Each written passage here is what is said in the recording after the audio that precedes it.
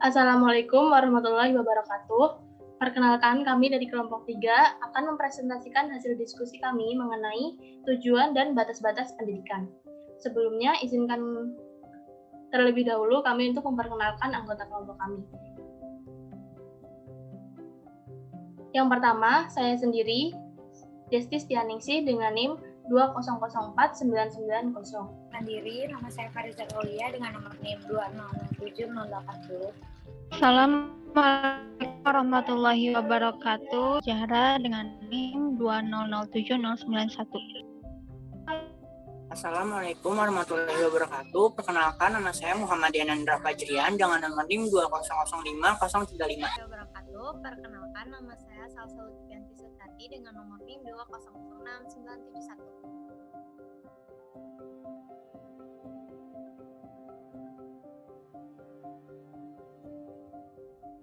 Tujuan pendidikan.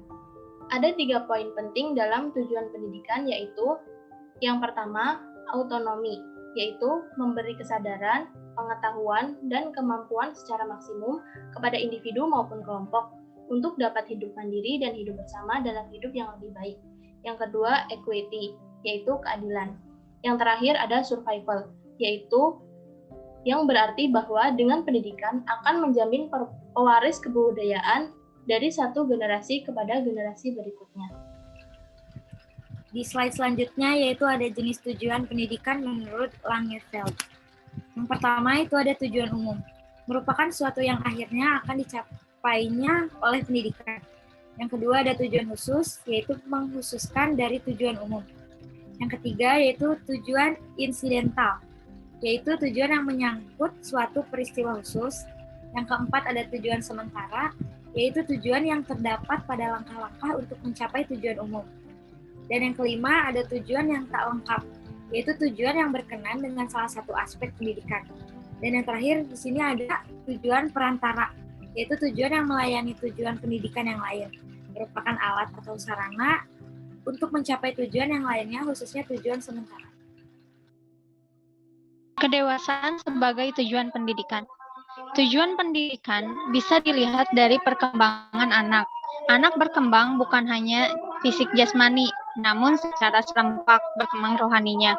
Secara mikro, pendidikan bertujuan agar anak menjadi dewasa, sedangkan tujuan pendidikan secara makro adalah menyiapkan manusia supaya lebih bermanfaat bagi kehidupan pribadinya dan bangsanya.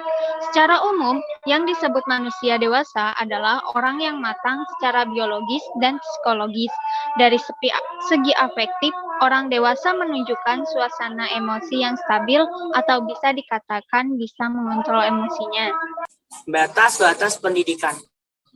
Yang pertama, pendidik adalah orang dewasa yang bertanggung jawab membimbing atau mencapai tujuan, yaitu kedewasaan. Yang kedua ada aspek pribadi anak didik. Kelangsungan pendidikan hendaknya tetap menghormati pribadi anak, jangan sampai pribadi anak dikorbankan. Yang ketiga ada alat pendidikan, merupakan suatu tindakan atau perbuatan atau situasi yang dengan sengaja diadakan dengan maksud mempengaruhi anak didik secara pedagogis, edukatif untuk mencapai tujuan pendidikan, yaitu kedewasaan.